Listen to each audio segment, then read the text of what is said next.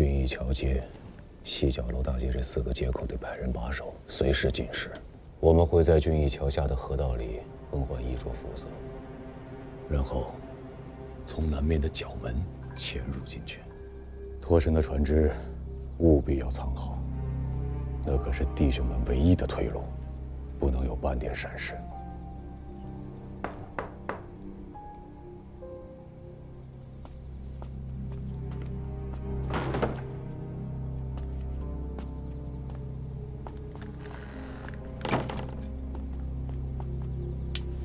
今夜苏卫府衙的是张义军，内衙第一指挥，副指挥使叫张苗，是张太尉的远房之子。今夜当值的便是此人。衙中苏卫口令：长安天子。我们共有181名死士，对面是府衙内一个整编的指挥。动静一旦闹大，2刻之内，必有3到5个指挥来援，故而务必一击得手。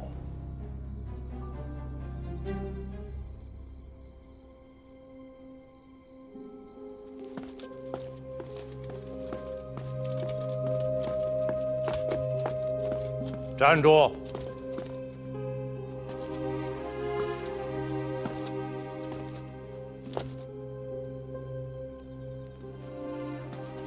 做什么去？杀贼！你以为你是谁？你以为张彦泽又是谁？一个多少次从死人堆里爬出来的人，又岂能在你这条又浅又薄的小河沟里一脚跌死？国事如此，尽力而为有错吗？国事？你也配言国事？押上来！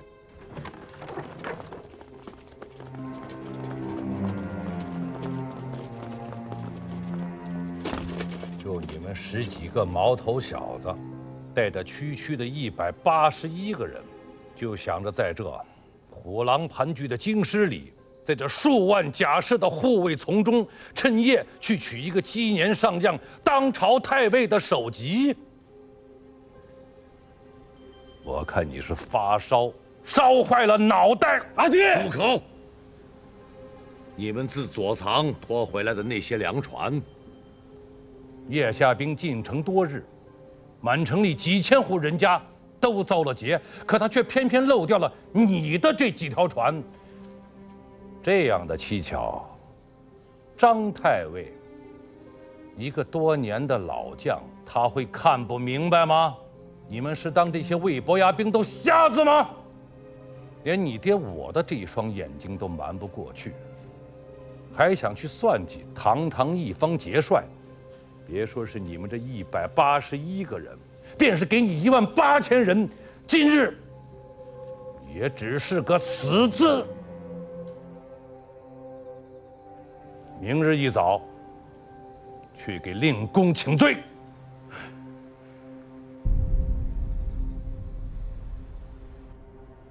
起来，起来！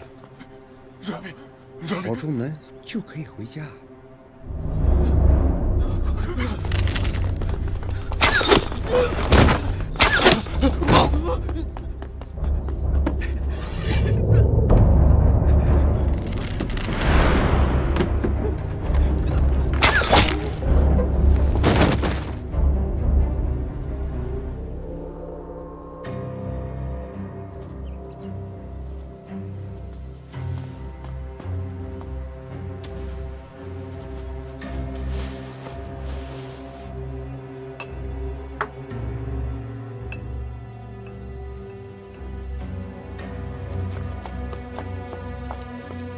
太尉，没人出来。盯了整整1夜，赵红英家无一人出府，清军侍卫和步军衙那边也没有动静。船呢？那几条粮船还在曹门的水门下，无人来取。罢了。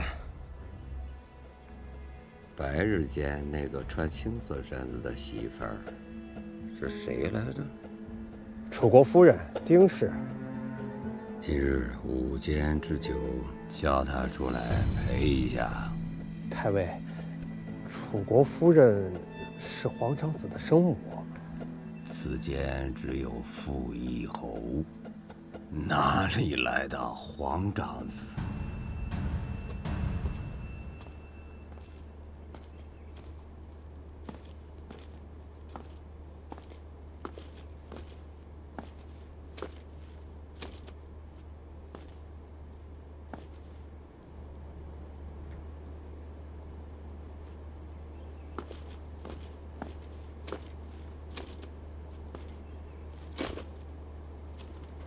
令公，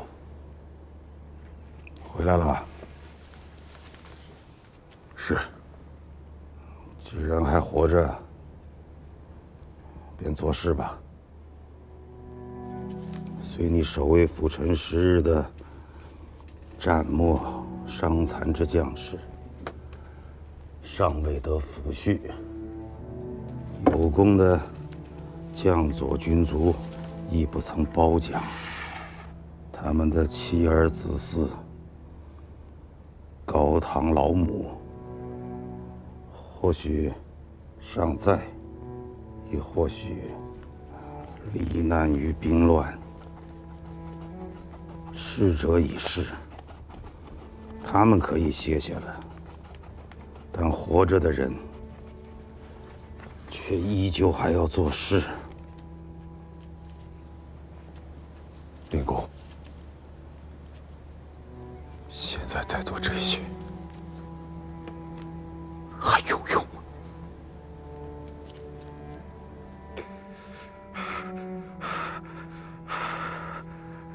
后生，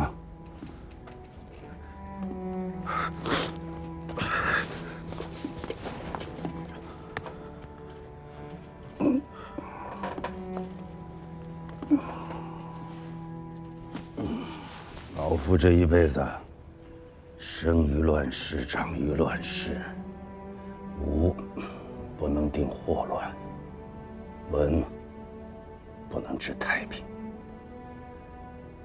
所行所为，大多都是无用的。有用的，无用的，终归要有人去做。能不能做成是一回事，做不做，却又是一回事。你以为这样的事当做吗？当做。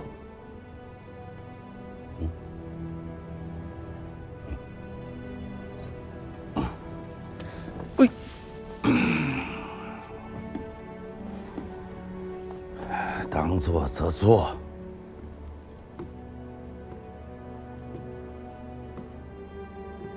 当做则做。哎呀！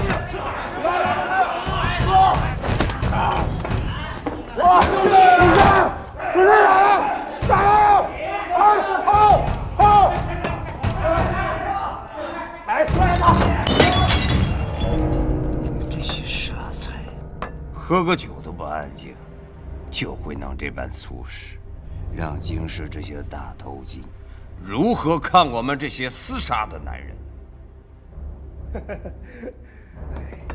太尉说的是，既然来了京师啊，自然要弄些雅致的耍子。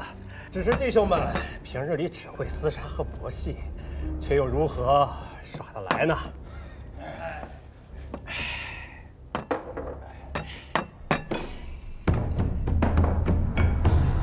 上去啊！看不见我们上去！老子把你上去！上去！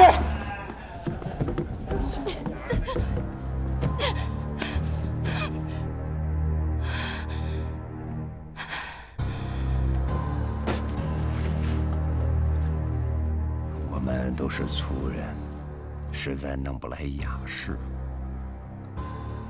夫人久居宫禁，侍奉君王之侧，想必才艺颜色俱有所长，不妨显露一二，让弟兄们开开眼。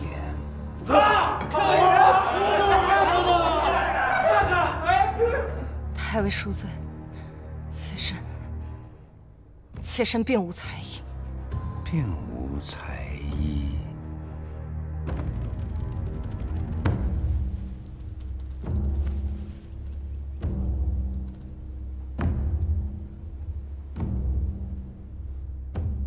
无妨，有些颜色拿出来给弟兄们看一看，也是高兴事。咋了？不愿意给军中弟兄们面子？妾身愚钝，不知道太尉和众位将军想看何颜色。这有何难？夫人，在宫禁之内，床子之间，与傅以侯兄弟看何等颜色，今日便给弟兄们看何等颜色。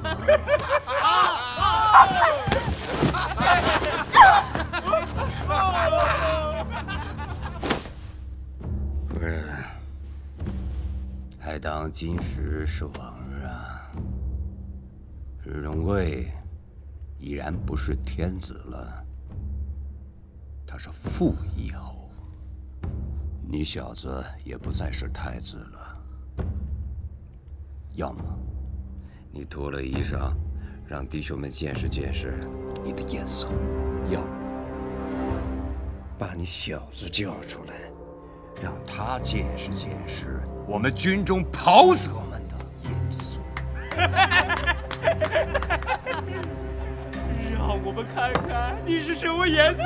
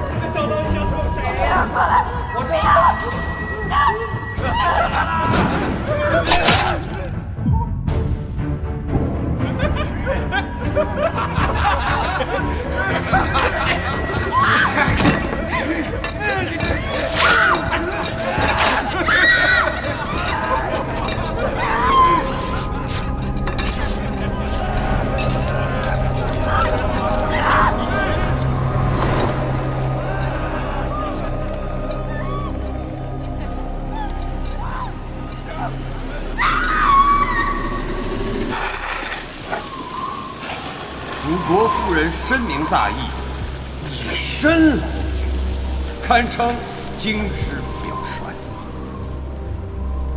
如今开封府内，傅义侯一家女眷不下100人。今日是头一日，只有一个楚国夫人；明日便是明公夫人、赵国夫人。圣主一日不得入城，此处便要多少几人？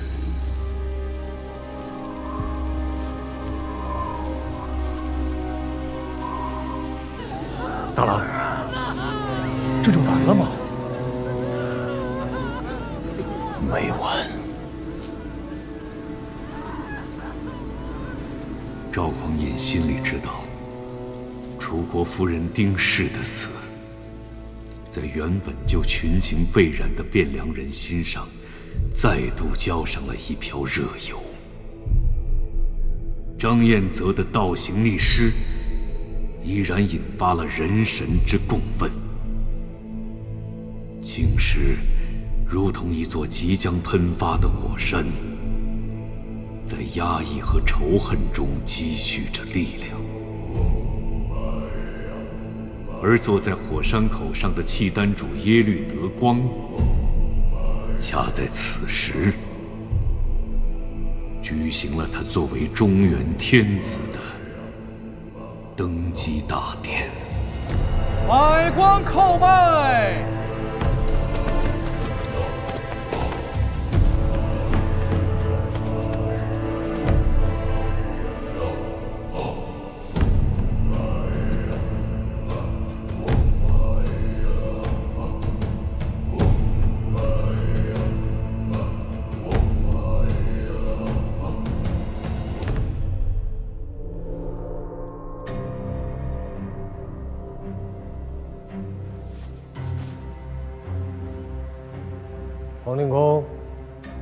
君臣之礼不可废。陛下，小老子当跪吗？在大唐的朝堂上，令公也是这般规矩吗？礼崩乐坏了。令公跪礼事实事，难不成也是他们自家来问令公吗？小老子侍奉两朝，3代天子驾前，历来都是免跪的。那即便如此，令公能否给朕几分薄面？亡国之人，社稷都没了，哪里还有面子？令公不当跪。大胆！你是何人？胆敢搅扰朝会？简教司空镇东镇海军节度衙内都指挥使，天下兵马都元帅府长书记钱弘处，敢问大可汗陛下：四海沧桑，山野茫茫，何以为万民之主？你便是那吴越国的钱弘处。外臣自吴越至京师，一路北上，城郭破碎，人民涂炭。自入京师以来，更有原张义军节度使张彦泽纵兵大掠，上至宰府公卿，下至梨树小民，俱受其毒。于开封衙内，凌破故军，虐杀主母，其禽兽之行，人神共愤。如此逆臣，大可汗欣然得以臣之，其圣主之所为。吴越小儿，猖狂到了顶点。朝堂之上，岂敢胡言乱语，忤逆圣主，败坏王纲。朕还未曾许你讲话。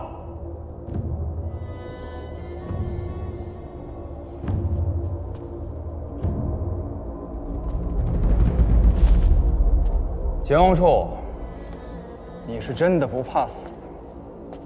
难不成你是以为这吴越国离得远些，便不惧朕的军威吗？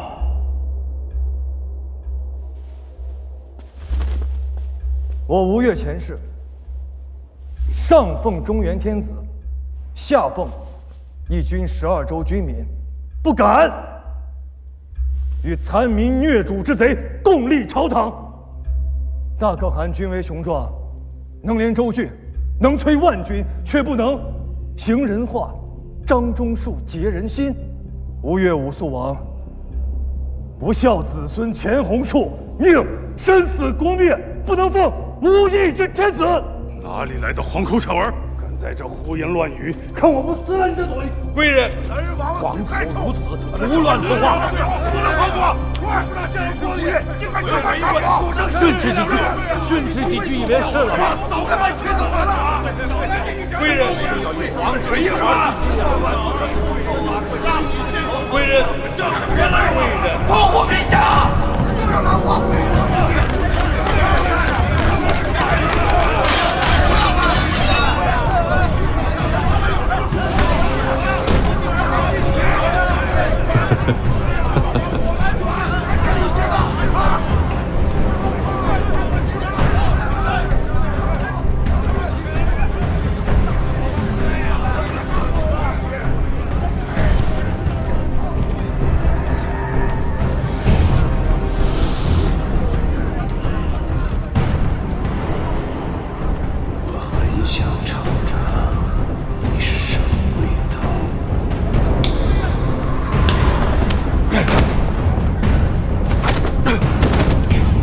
莫再动手！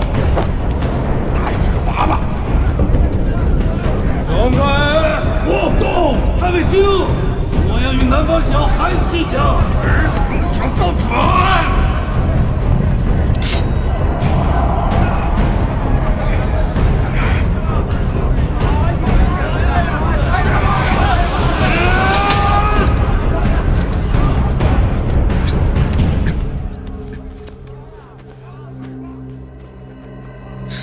非也一定是有的。千秋史册在上，江山梨树在下，此事万古归。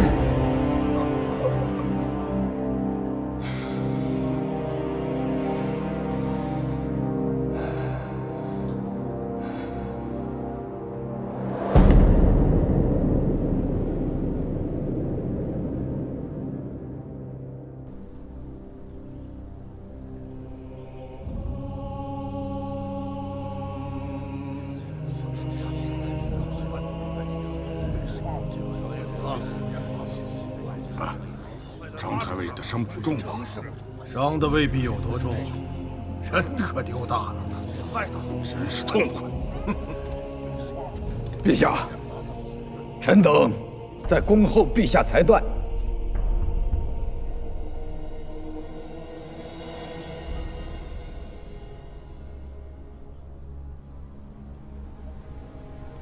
内涵，今日之事，还请内涵与灵公从中转换啊！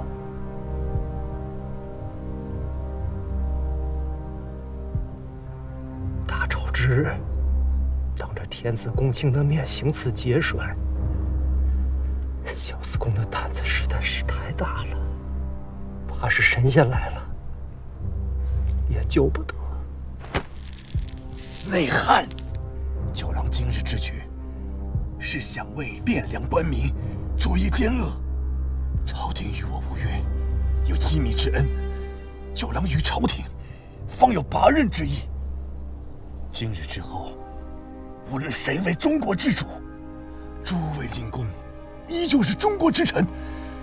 可是现在都袖手旁观，岂不是天下的忠义之士寒心啊？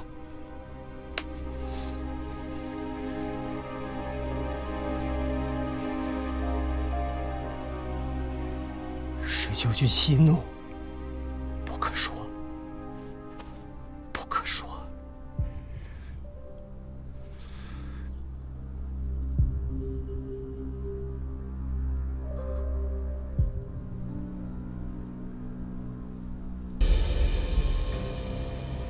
灵公，今日该是不会称臣了吧？陛下，急吗？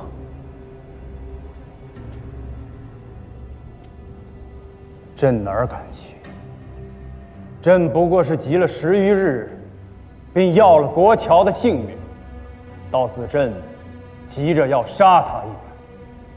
桑国乔是张彦泽杀的，与陛下无干。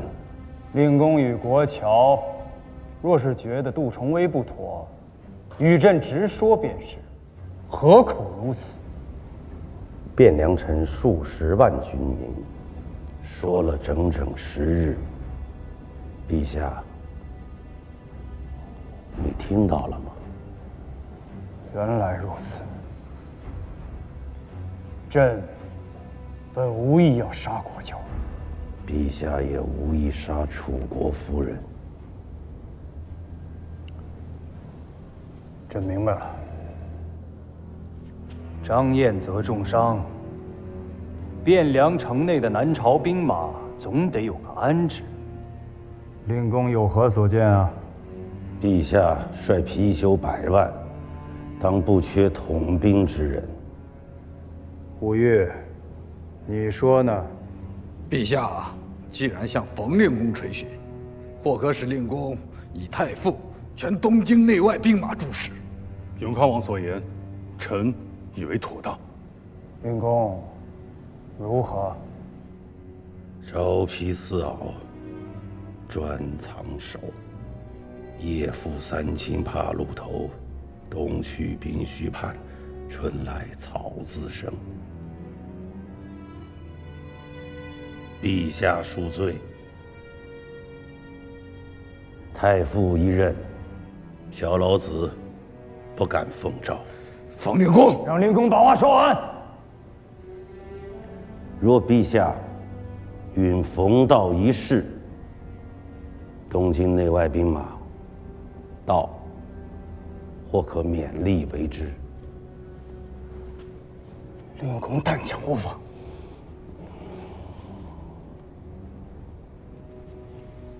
简教司空钱弘处，殿上无状，冒渎朝仪，当去其绝路，发诸南狱安置，使有司详论其罪。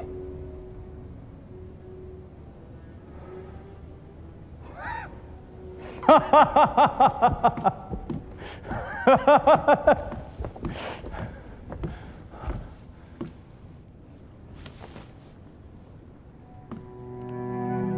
陛下有诏，朕以道魁任庙堂之鸿谋，以法守听官府之小治。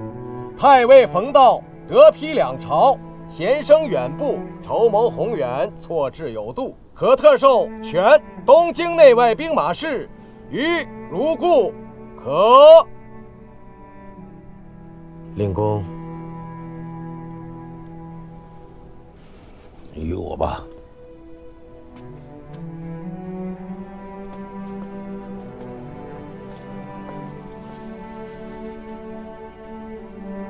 门下，府有功必赏，有罪必惩。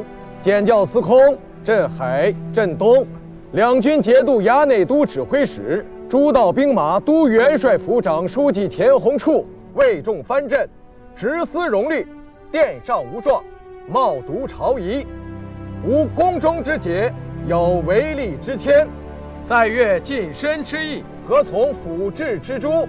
特事宽恩，辽从薄浅，以削除在身官爵、职事、差遣。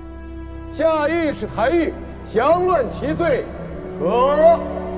陛下，妙魔独运，锐剑万里，臣等奉诏。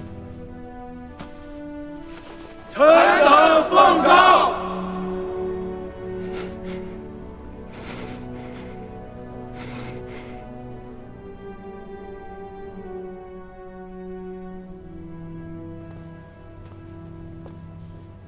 该下决断了，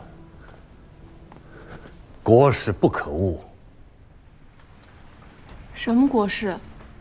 今日之前，太原腋下二选其一，今日之后，便没得选了。九郎已经选了。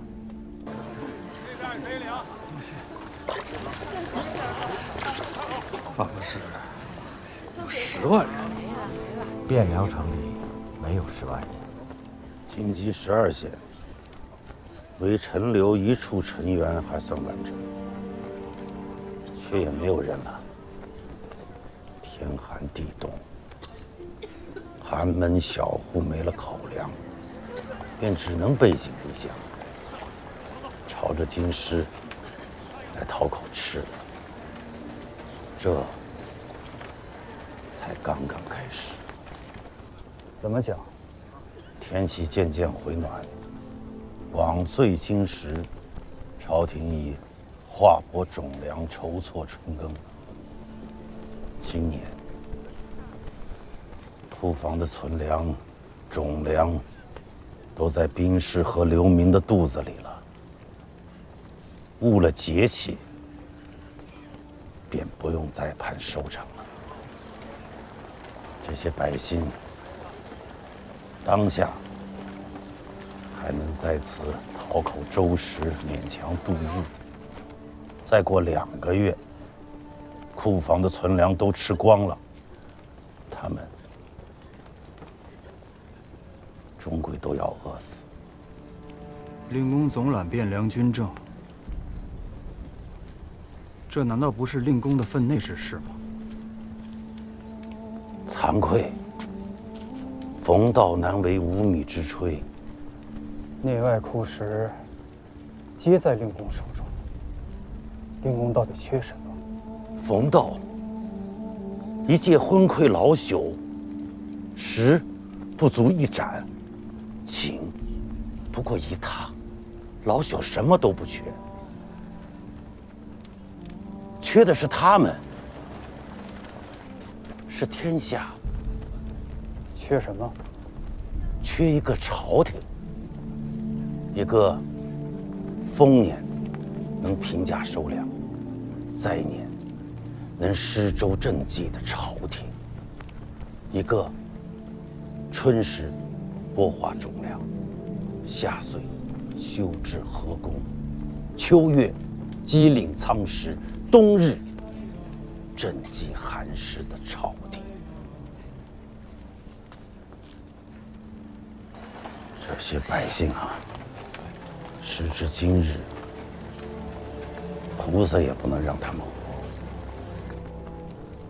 唯有你能让他们活着。令公可是肺腑之言，你能做得到吗？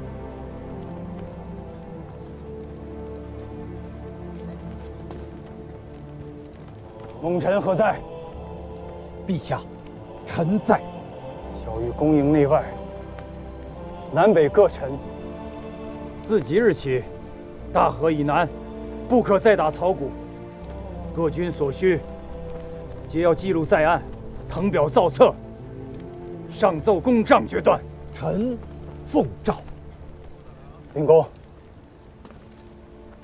可否？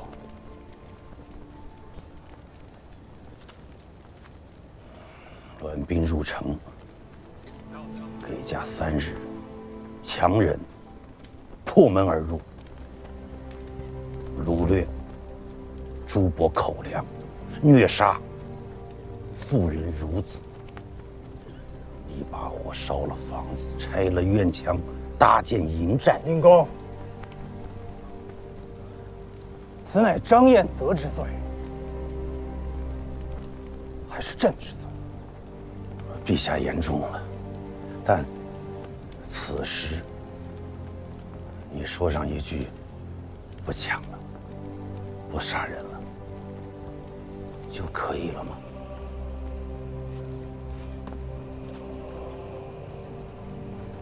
你到底想要什么？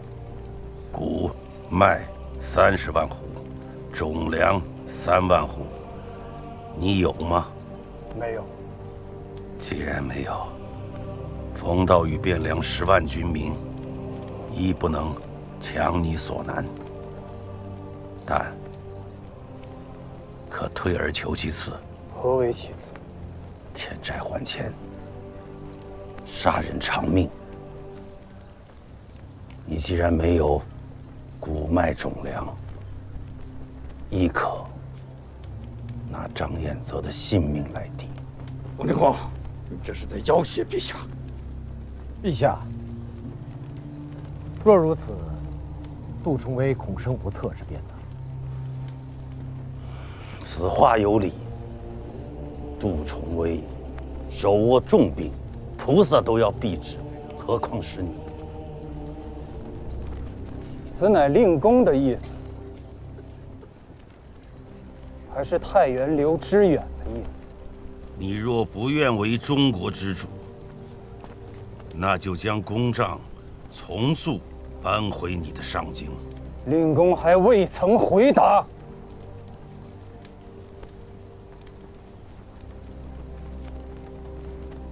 心怀天下之人，不会问这样的问题。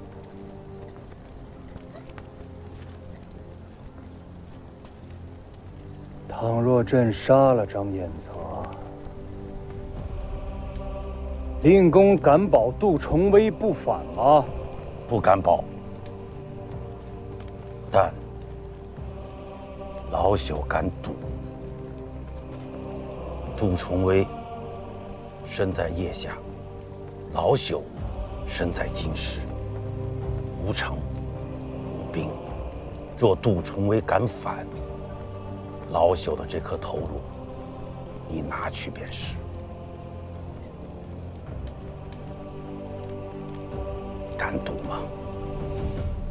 今有司勘罪，查张彦泽者，攀比好财，纵掠梨树，酷猎擅杀，以害市民，纵兵为虐，涂炭生灵，克扣军饷，军心离散，强占民田，夺人横产，卖官鬻爵，败坏吏治，逼反庶族，祸起无策，抗旨不尊，悖逆君命，诬陷忠良，残害贤能，荒淫无度，败俗伤风，结党营私，扰乱朝纲，劫杀使节，挑衅邻邦，大罪12，庆南山之主，不足以彰其罪；尽东海之波，未得能迎其恶。拒特大奸，朕起令5刑之诛，着即荐送北市，明正典刑，祭扬名誉，告谕四方。